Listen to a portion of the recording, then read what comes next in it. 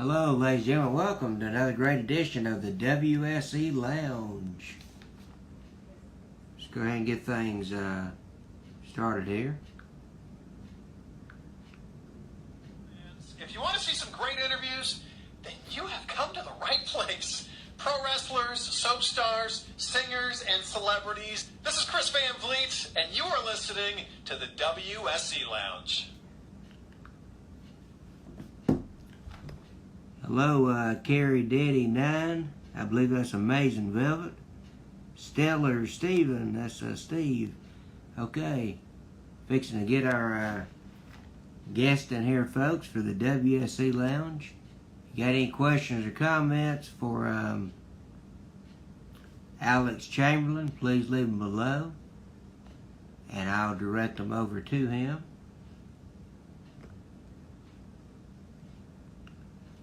Go ahead and get Alex in here.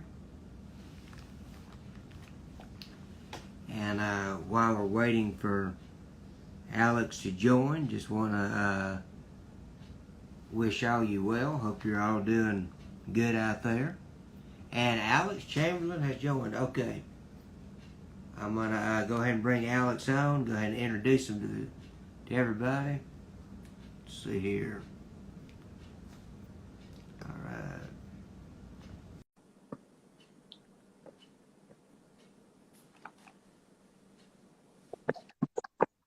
Hello, ladies and gentlemen, and please welcome at this time. He is a pro wrestler, indie wrestler, actor, and as seen on AEW Dark, the one and only Alex Chamberlain. Hey, what's up, guys? How you doing? Doing good, sir. How are you doing? Oh, man, I'm good, man. It's a nice day out. I'm not freezing like the rest of the country is, so it's pretty decent. Yeah, I know it's rough in Texas. I know they're having a hard Oh, man, we're bad. Yeah. So I wanted to ask you, can you take us through how you got your start in wrestling? Sure, man. I was in high school. Mm-hmm. I was about 16 years old, and there was a young guy originally from Florida who moved to my hometown in Maine, who wanted to open up a little school, just start teaching some guys, and they were going to start running shows. So my senior year of high school, 16, 17, going into then, I started like just attending small classes, and then I met up with Bob Evans and Brutal Bob, and he basically gave me my intro training, most of my fundamentals, and that was basically through most of my college years. That's what I was doing. And then once I was done with college, I really wanted to take my training to like learn how to like work on a larger scale. So that's when I met Jimmy Superfly Snuka. So I moved down to Florida to train at his school, and that's been in Florida ever since. I was like one of Jimmy's last students. Me and my buddy Frank Stone. He's out in Texas. Good guy. But we were like Jimmy's last students that he had before he closed up shop, and got a little sick after that. But yeah, it was cool to train with Jimmy. He taught me a lot. Him and Soul Man Alex G. So, how was it for you being Jimmy's last student? No, man, it was a privilege. You know, it's always cool to really learn from like a legitimate superstar. You know, a real legend of the ring, one of the first Hall of Famers for the WWE. He was a great guy, man. He was really good at teaching you all the little weird detail stuff that I think is lost today in training.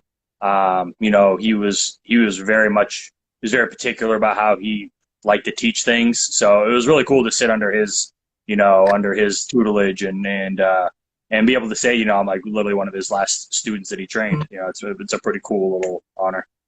Well, you know, that's good to hear you say that, because when I had Ricky Martin, Rock No Express, on here, you know, we were talking about how a lot of the guys now in wrestling, a lot of the younger guys, some of them, not all of them, but some of them, they tend to think that they know the basics and know what they're doing, and they don't want to listen to the older generation that came before them and has all that knowledge.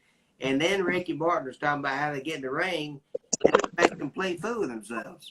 So Yeah, that's man. great to hear you say that.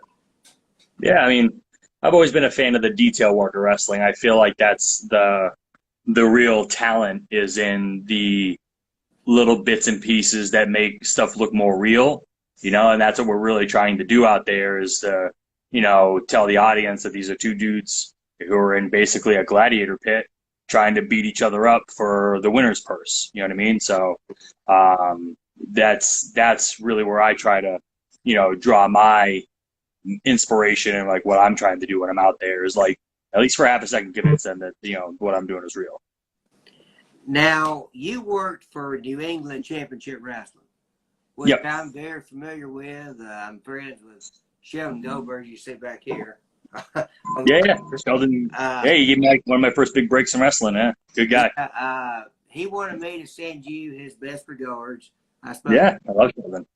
Yeah, he said. Yeah, man. He said you were a great kid and very fun to work with in New England Championship Wrestling. Yeah. So, what was your experience there? Oh, I loved it. That was like my first like, when you're breaking into the independents, like you have like shows that you kind of start out on like little mom and pop shows, little that aren't maybe necessarily the best suited, but you want to work where you want to work and just gain experience. It's all about getting putting your time in the ring is what you call it. And Sheldon at the time was running NECW, which they were considered like a more high tier show. They were running with great talent, and guys like, John Walters, Mercedes Martinez, Adam Booker, like, really good talent for the time. And, wherever we all wanted to work there, that was a good place to work as we're going to like work with really good dudes, and so, Sheldon took a chance on me, man. Like I was just a guy who really didn't have any contacts and, Bob put a good word in for me and brought me to the shows and Sheldon, it gave me really my first like real break on getting into like a bigger platform and starting to spread out. And that helped me, get my name out there so I could get booked all over New England for the next 4 or 5 years. So yeah, Sheldon, I owe Sheldon a lot, man. He really did give me like my one of my first like breaks into wrestling period. Awesome. Yeah, I know that John Cena came through there as well. Yeah, he was a New England guy. Yep. Yeah. Good dude. I've got a question. Let's see what this question is right here. Sure. Okay. Stellar Steven, he wants to know your thoughts on working with GWA and with Gangrel. Oh man, I love working with I love working at GWA. I like helping out at the school, helping with the students, teaching the next generation is a lot of fun. Gangrel has been probably the biggest influence on my career in terms of teaching me a lot. I learned so much. I've wrestled him more. I've been in more matches with him than I've ever wrestled anybody else in my career.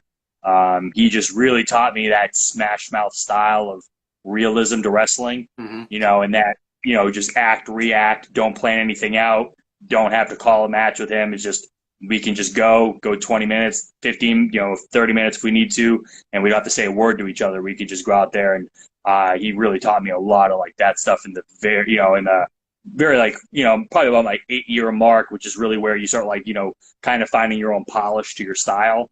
Is about 8 to 10 years in is really when you like, you kind of come into your own. That's when you're trying to experiment to try to like develop your own deal, your own character, gimmick, or whatever. And man, he was awesome, man. He's been such a huge influence for me, and I can't say enough good things about GWA. So, in my opinion, it's probably the best wrestling school on the East Coast. Now, I know that you and Gangrel have fought all over the place. I watched a match recently the other day of you and Gangrel. You were in the ring and you said, "Okay, who's my challenger going to be?" And then Gangrel come out there, and then I seen you get a victory over Gangrel, and I was thinking in my head, I was like, okay, Alex is on AEW Dark. He's wrestling Darby Allin, Sean Spears. He's in tag team matches. And by the way, I got a comment real quickly on that clothesline you did, Brian Pillman. Yeah, man. It reminded me of JBL. When he hit it's a strong close. Like it's my own little like tribute to him, because like I was actually a massive Acolytes fan when I was a kid. So I like to do JBL's clothesline, and I like to do Ron Simmons' spine buster. It's like my own little my own little nod of respect to them, because they were like such, when I was a kid, I just thought these two dudes, they're just two huge, powerful guys just beating the brakes off people, and I loved it, man. Yeah. Like, they were very real, Come to find out, a lot of their matches were real, because they were like the regulators they were like the guys who doled out punishment whenever you stepped out of line in the locker room. Oh yeah, and also let's see, what was I talk? I'm trying to remember. What was I just talking about before? The clothesline, the Pillman clothesline. No, before the Brian Pillman. What was I saying? Oh, my match with the Gangrel. I was lining up with Gangrel. Oh yeah. Your match with Gangrel. I noticed when you were fighting Gangrel, I got to thinking, after you won the match, I thought, man, he's really a very talented wrestler in the ring. He's got, everything down pat of what he's doing. And I believe that, Tony Khan and AEW Dark, they need to move you over to Dynamite and use you better. I mean, I think that, I think you'd be really good, if they just use you in the, right frame. Yeah, man, I agree, man. Like, I really like working there. I like Tony a lot. He's a really good guy. One of the smartest people you'll ever meet. Like that, man, I don't know how that guy has the mental capacity to juggle all the businesses he does, on top of running a national television show every week. So, but no, he's awesome, and I really enjoy my time there, and I always look forward to going back. So, and I'm hoping that this is going to be the year where it'll be more of a full-time gig. So that's what I'm aiming for, and keep bringing what I got. And he seems to like it, man. So we'll see. And Stellar Stevens says the rope cheat was cool. Oh, well, with the match with Gangrel, Yeah. Yeah, we always have to get creative because we wrestle each other so many times that we try to never do the same thing twice. So it's always like you have to get super creative on how to beat them, because it's like you always have to, you're not going to do the same way each time. Otherwise, just it's not going to work. Yeah. So let me ask you this real quick, because I'm just curious. Okay. Sure. Now I know some of the guys on AEW Dark that haven't yet appeared on Dynamite. Are they under contract with AEW or no? Yeah, some are. Yeah, for sure. It depends. I mean, there are a lot of guys who are younger, who are under contract, who maybe not quite ready for Dynamite, but you got to get them ring time, and so that's what Dark is for, just to get these guys ring time. So yeah, they have a decent amount of talent on there that are under contract. Okay, what about because I've had Brian Pillman on the show before. Is Brian and Griff Garrison, are they under contract? Because I know Brian was with Griff is Brian. Griff is, I believe, Brian. I mean, I'm sure he's going to be if he's not already.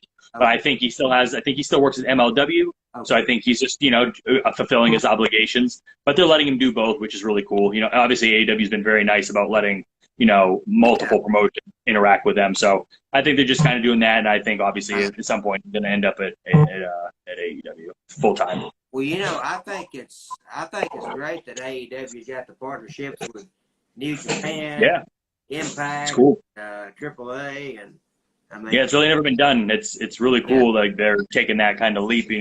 That's the kind of innovation that will really push you to a whole nother level, because that just that's never happened. Like you've never had this. You've had cooperation between promotions before, talent trades or whatever, but you never really openly acknowledged other promotions on TV and had cross promotion work like this outside of maybe I think back in the Crockett days they would do that every once in a while. I think Bill Watts and them used to do that. You'd have Georgia Championship, maybe do a little thing like Vern Gagne at AWA versus the NWA kind of thing. If some of Vern Gagne's guys mixing it up with some of Dusty's guys. So I mean, it was cool they did it, but never on this scale and never with this many promotions all at once. It's usually just a one-on-one for a couple of weeks and it's over. Now we're basically doing talent trades with every major promotion that's not WWE. So it's really cool. Yeah, I remember back in the Superstars of Wrestling when Joe Pedicino and Bonnie Blackstone would host that. Yeah. on TV 69 back before it was CW. I remember when it was, let's see, it was Memphis and WWF. You know, they would do cross promotional stuff with Jeff Jarrett and Shawn Michaels for the Intercontinental title. And, And later on in the 90s, there was fixing to be an invasion. I don't know if you ever heard the story or not, but Dr. Tom Pritchard, who I had on the show several years ago, he mentioned there was fixing to be an invasion with both wrestling and WCW. When Tom and Bobby and Jim Cornette come over there. Midnight, yeah. Oh, Heavenly Bodies, yeah. They were fixing to do that and have an invasion. And then what happened was, I believe Bill Watts coming there, and he said that whenever they had everything on the table, had the contracts ready, do an invasion, have WCW, go to Smoky Mountain come to WCW. Yeah. He said that when Bill Watts got in there, that, you know, everything just didn't happen.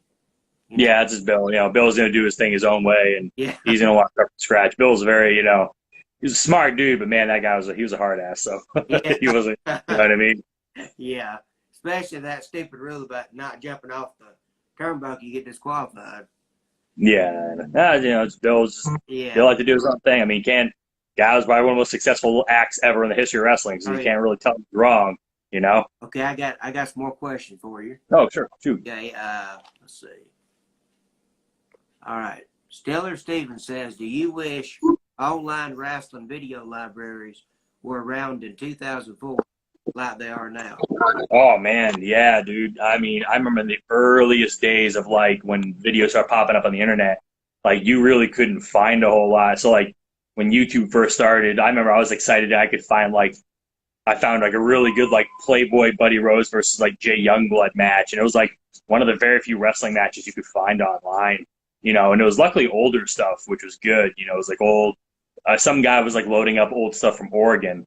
So, and it was like, some of the stuff was in black and white because it was like, you know, it was a 70. It was still like, you know, in Oregon, like their TV wasn't the best. So they were still filming in like black and white. But no, I really wish so, man, because like, I mean, the more tape you watch, the better, you know, you get. Like I still had a ton of DVDs and VHS that I would like pour through. And, you know, dude, you were still doing like tape trading kind of then at that time because you didn't really have an internet library to work with. So, yeah, man, it would have been awesome because I mean I could have watched a lot more because I watch so much stuff now. Like right now, I'm on a huge Best of Memphis. Like some guy's been loading like a lot of the Memphis library on YouTube. Yeah. I don't know who's doing it because I know Jerry Lawler owns the entire library. Yeah. So I have no idea. Obviously this is a fan who probably recorded every episode from like back in the day, and he's finally just digitized it. But he's been loading up like the Best of Memphis stuff, and it's been awesome. I've been just pouring through so much. I just went through the whole Terry Funk, Jerry Lawler, you know, feud, and that was really good. So, yeah, and in Memphis, I always loved Eddie Gilbert and the Fire. Yeah, that's great. Jerry Lawler. Yeah, no, I love Lawler stuff, man. Lawler is like such one of those dudes, man. Like I've gotten to know Jerry pretty well over the years. Like been fortunate enough to like, you know, actually spend a lot of time with him. One of his best friends is a good friend of mine, Michael Kingston.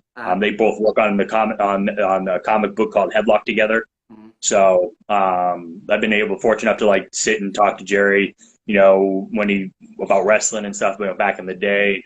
And man, like you just going and looking at old matches, he tells you to like look up, dude. They're so good, you know. So, how did it feel for you defeating Jay Lethal to win the Uproar Championship? No, man, that was awesome. That was actually a crazy good match, considering we had to go like almost 30 minutes and have a restart like through because that was part of like the deal they were going for. So like you had to call basically like 2 matches, and like we didn't call anything for the first part. We really only called stuff for the second part because we knew we were going to be in there for about 30 minutes. Yeah. So it was a lot. It was a lot of fun, man. Jay's so good. I mean, it was easy. It was literally a night off, like for how long we went. It was a great match. It was actually one of my favorite matches I had. Like, and it was those Uproar shows were a lot of fun. There was always a great crowd. It was always like super hot, like really rowdy. You know, for a smaller audience. You know, it was building wasn't huge, but you get a couple hundred in there, and they were loud and vocal. And I remember just having a lot of fun in that match. Like, just in my head, I remember like halfway through the match, I'm like, man, this is really good. Like, we're Yeah. kind of killing it. Now we're nailing this. So yeah, it was fun. But yeah, Jay was very good, man. He taught me a lot. Yeah, I know he's established himself now in Ring of Honor and been in Oh yeah, he is. Jay is Ring of Honor. I mean, he is the longest working guy there. He's loyal to the end, man. He's a ride or die forever for Ring of Honor. That's gonna be his place. Okay, I got another question for you. And everybody can have a question, you can leave them in the comment section or leave them over here in the question bar, whichever one you'd like to do. Okay. Okay. This next question is from another one for Stiller Steven. He says Don Callis and Raven say Jerry Lawler is the best. Glad I got to meet him at GalaxyCon. Yeah, I agree. I think Jerry Lawler is definitely one of the best ever, hands down. He's done more. If you look at like his total influence on the business and like the range he worked, I mean, like he worked with like Pat O'Connor and Lou Thesz. I mean, like that's how far back Jerry's resume goes. Like he's been in the ring with those dudes, and then he's worked all the way until the modern age. I mean, every once in a while he'll still at 70 plus years old, he'll still get in the ring and still drop the fist. And he has literally the best punch in wrestling. I don't care what anybody says. He has hands down the best punch ever in wrestling. His punch was amazing. It was so good. And his ability in the ring, his ability to provoke the fans, just to like get him so angry, but at the same time, if he needed to be a good guy, man, he could do it. I mean, he was so versatile. He could do anything. Like there wasn't something he couldn't do, and there wasn't a range he wasn't. He's creatively, man, he's a genius. I mean, he created so many famous gimmicks. Like he helped create Kamala, the Ugandan Giant. If you go through like all the guys he did in Memphis, like a lot of characters and guys he had influence on, man, Jerry's had a huge mark on the business. And in terms of a worker, yeah, hands down one of the best ever. Like I would be glad to have that argument with anyone. Now, I got to meet Jerry Lawler back in 2011. I got to meet him and Bill Dundee, but oh, Bill, nice, that's awesome.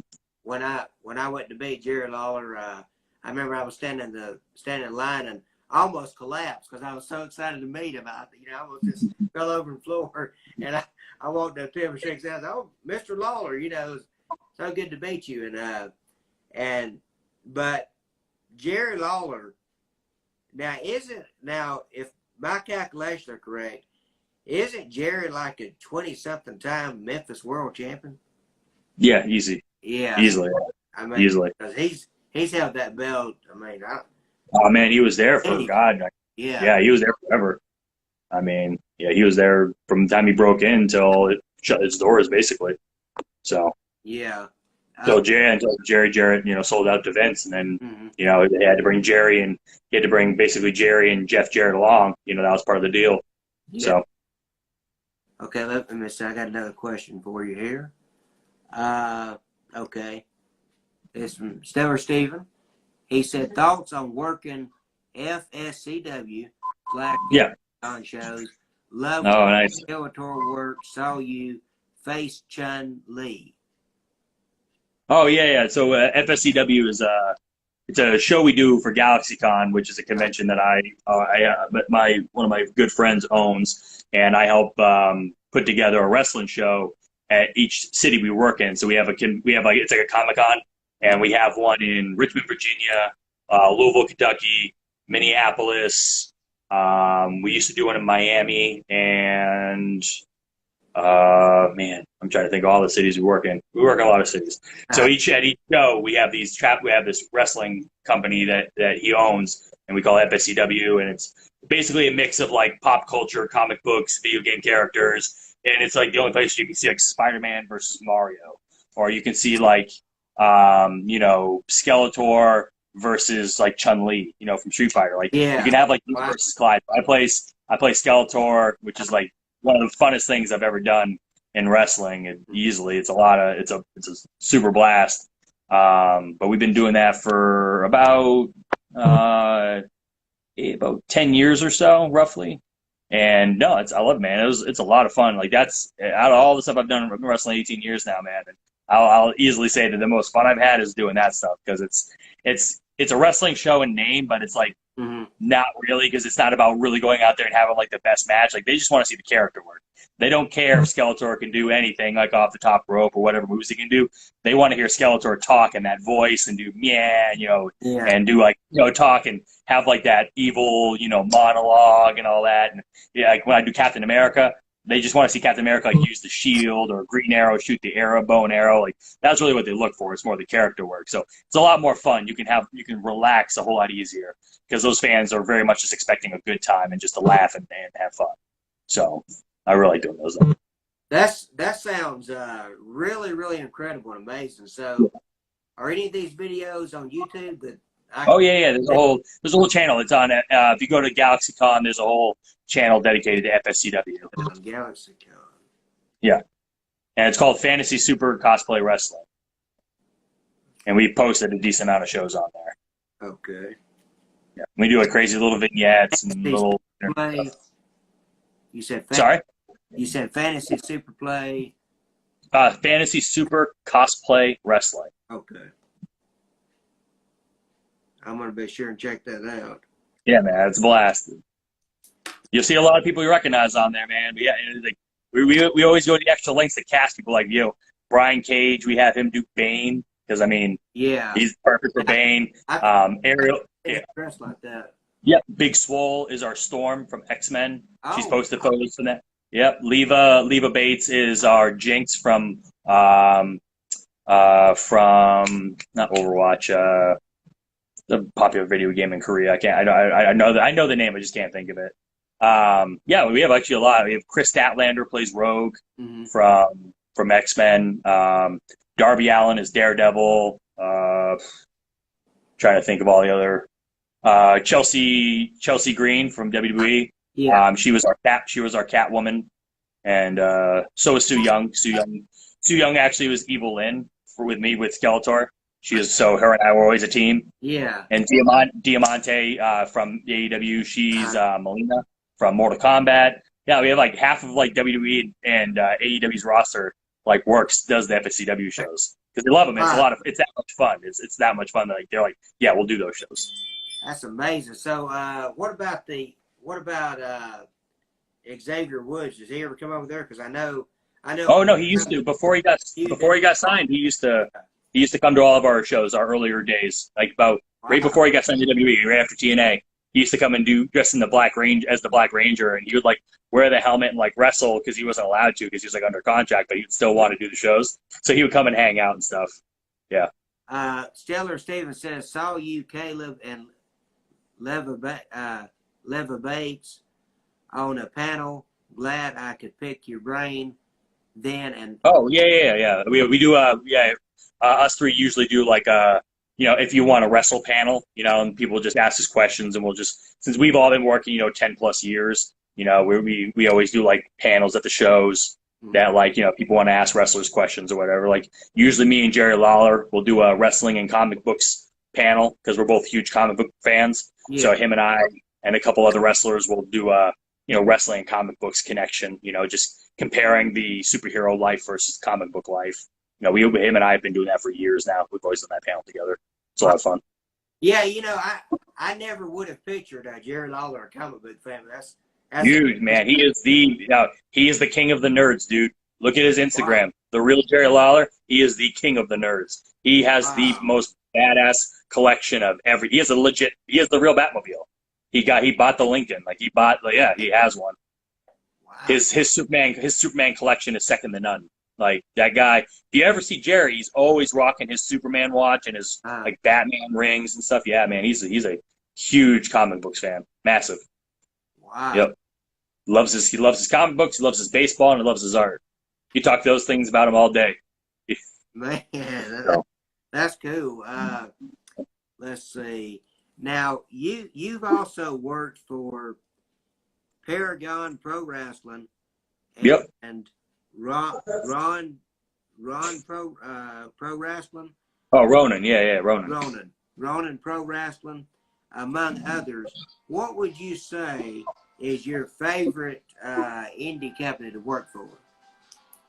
Well, I would say Ronin because I was like kind of involved in the formation of Ronin. I was there at the beginning when it was first put together, helping put the name together, and it was on the first show, the main event for the first show. So that's always been like my home promotion, my home base, and we're always kind of like this little promotion that could, it had really good turnouts and really good fan showings. They've been so like supportive, and every show's been a blast. And so I would always say like, that's probably like my favorite one, just because it's like kind of like home for me. Okay. Let's see. So can you tell us about your acting that you have done? Sure. I've been very lucky down here to be able to do a lot of commercial work in Miami. Always like commercials down here for South America. So actually, if you're ever in Mexico or South America, you probably see me on a lot of commercials down there that we film here in the States. Done a couple like small movie roles. I've done a couple like independent films. No, it's been cool, man. I really like acting. It was pretty natural. It was a pretty natural transition to do acting from wrestling. So that was a pretty easy thing to like jump from one to the other without like, making too much of a learning curve, because really it's relatively the same thing. Just one's live and one's recorded. So actually I found acting a little easier to do. Just got to learn how to do like, more subtle things with acting. It's not so big and over the top like wrestling is. It's more like subdued and like more, a little more different. You use your voice a little differently, use your face a little differently. It's not like you gotta learn. Yeah. You gotta learn your lines and all that. And Yeah, I never had a problem doing that. I've always people or whatever, Yeah. whoever you're assigned to act or, Yeah. And it's always nice. It's always nice in wrestling. It's always nice as opposed to wrestling, because wrestling, when you mess up, it's like everyone sees it and there's no going back. It's an acting. You'd be like, oh man, you messed up. Let's go back and do it again. So that's always kind of nice too. Now you do know on some shows they don't have a take two. Some shows, Some do. yeah. So Some like to do the improv stuff and just let it roll. I got another question for you. The Random Zero says, stoked to see how far you've come, man, from trampolines and RPW. Oh, that's my boy Adam. Yeah, I grew up with him. To freaking AEW. You still use the event, let's see, Even Flow DDT. Oh yeah, man, I still use that. Yeah, that's my boy Adam. He's actually one of the dudes who got me into wrestling when we were kids. Oh, yeah, I grew up with him. Dude. Yeah, he was like one of my oldest friends. Man, that's awesome. Yeah, he's a good guy, super good guy. And earlier on, I saw a guy named Jesse Sorson join. Yeah, that's Jesse. Yeah, that's him. Is that the Jesse that teamed up with Shannon Moore? Wow. From Impact. Yeah. That's him. He's one of my good friends, man. Wow. Known Jesse a long time. Welcome, Jesse. He's a good dude. Love Jesse. Stellar Stevens says, is acting while you cut your hair and beard? Yeah, that in AEW. They didn't want me to have long hair and beard either. I tried to grow my beard back, and Tony Khan was like, no. He's like, shave it, man. He's like, you look better with a shaved beard. So I was like, all right. So I had to, but the boss said, I got to do it. Yeah, well, I'll tell you something interesting. And you probably already know this, but do you remember back in the Attitude Era? Might have been a little bit after the Attitude Era, because RVD was also there. WWF at the time, before it was WWE, they wanted all the guys to cut their hair, and Triple H to be the only one with long hair. You remember that? Yeah, I remember hearing something about that. Yeah. It wasn't gonna work. I mean, a lot of guys are gonna be mad. I thought that was silly, Yeah, it wouldn't make any sense. Every guy had long hair back then. It would be crazy if they did. Let's see. Let me see. Okay. Let's see. Okay.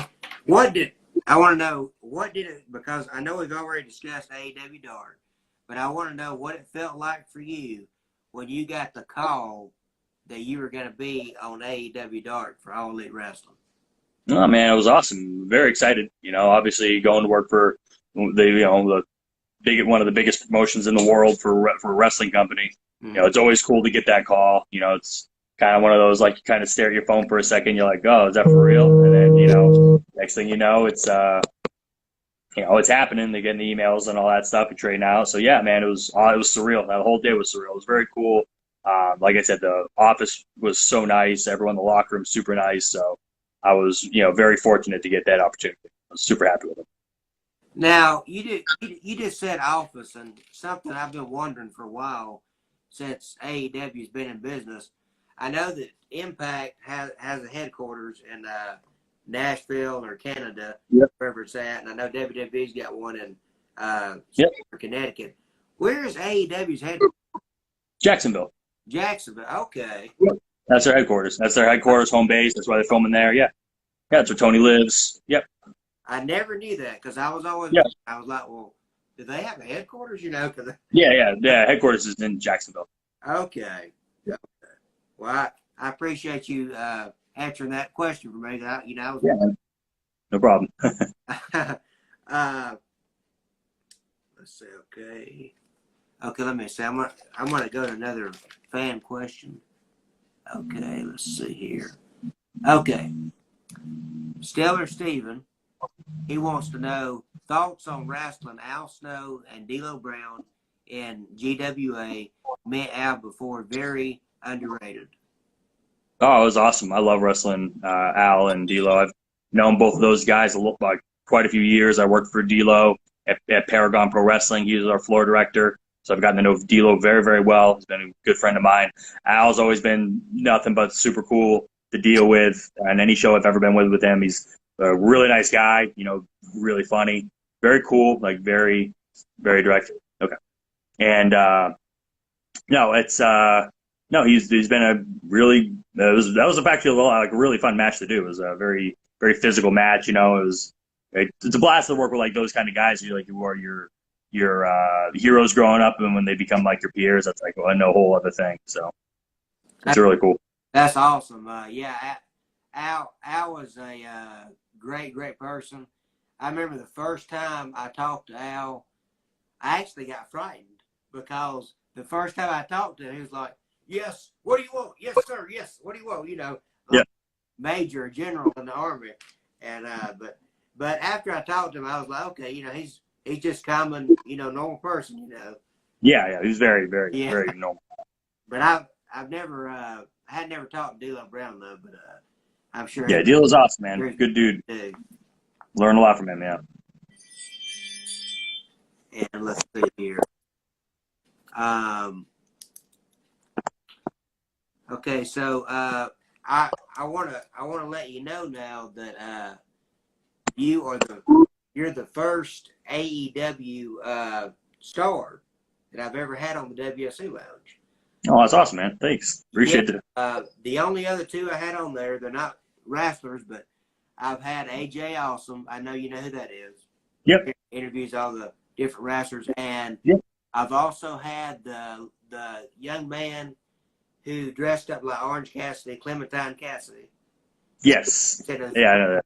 Yeah. Yep. I've had him on, and also I got another question for you.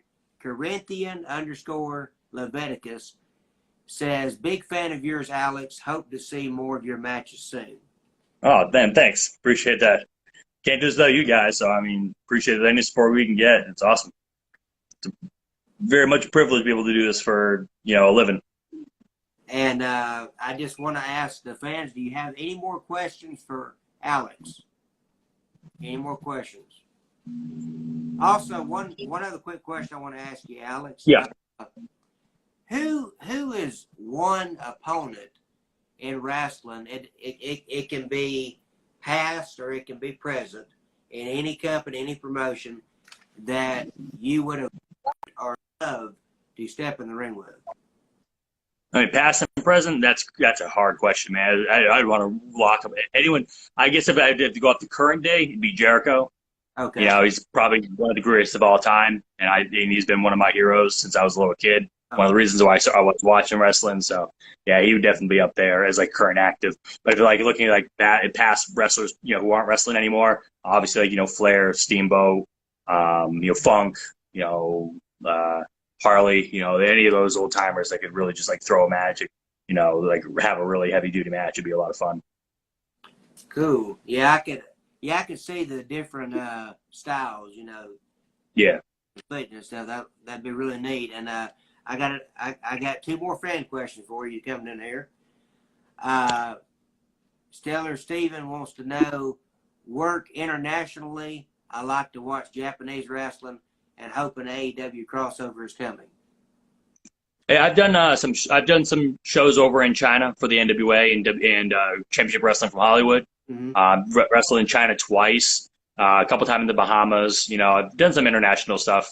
Japan's still big on my list, and UK is still big on my list. I want to do so. Hopefully, this crossover stuff once the world gets back to normal, we can kind of get that ball rolling. I'd love to do that.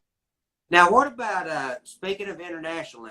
Have you ever worked with a friend of mine, Sonny Ono? You ever worked with Sonny Ono? I've met Sonny, but I haven't worked for him. But yeah, I like Sonny. He's a good dude. What about Kazuyashi's company? Oh, I haven't. No, I haven't yet. No. Okay. I haven't had any interaction with him yet. And the other fan question is also from Steeler Steven. He's a very big fan of yours. Be sure if you can and follow him on Instagram. Let's see. Influences early in your career are a fan. As a fan, it would be Bret Hart, Jericho, Undertaker, Triple H, Raven, Jake the Snake. Those are like the guys I was really huge fans of, and then the Acolytes. I was a big fan of them as a tag team. They were one of my favorites. Okay. Besides China, have you ever worked in any other country wrestling? Just the Bahamas. Bahamas? Yep, that was the other country. Yeah. Okay. The Bahamian champion there for Ring Warriors for the NWA. Okay, so you were you in the company? You said Ring Warriors. So were you in the company with? I'm trying to think of their names.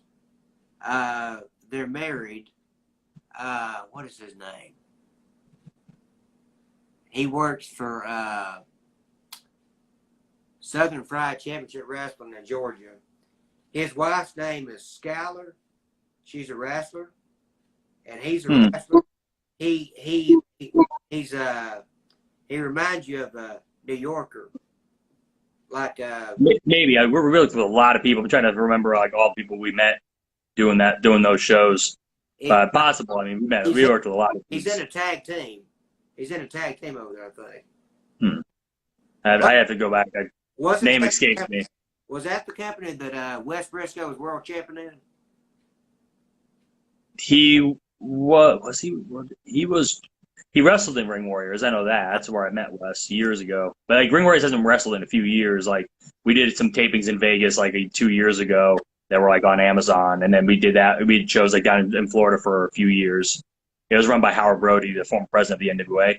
Okay. So, but yeah, it's been a while, man. I've been hitting the head a lot, so my memory's not as good as it used to be. Okay, well, if I think of who they are. Yeah, man. Shoot me a message about it. Yeah. I'll send you a message about it. And thanks so much for being on. And I want to ask. Oh, man, appreciate it. In the closing question, I want to ask you: do you have anything that you would like to promote or anything like that? The floor is yours. Yeah. You got a show this weekend. I think they'll be live streaming it for Gangrel's Wrestling Asylum this Saturday night and Sunday. They'll be streaming both shows live on Facebook. So if you guys want to check out a really good show, the Saturday night show is more like the adult show, so it's a lot more fun, a little more edgy. So it'll be a good time. So check that out. That'll be a good one to check out for sure. And then follow my social media, the Alex Chamberlain. I'm always on there: Instagram, Facebook, Twitter, all that. So yeah, appreciate the support. And I got one more question just coming through for you. Yeah. Stellar Stevens says, thoughts on Gangrel working on the AEW pay-per-view? Oh, it's awesome, man.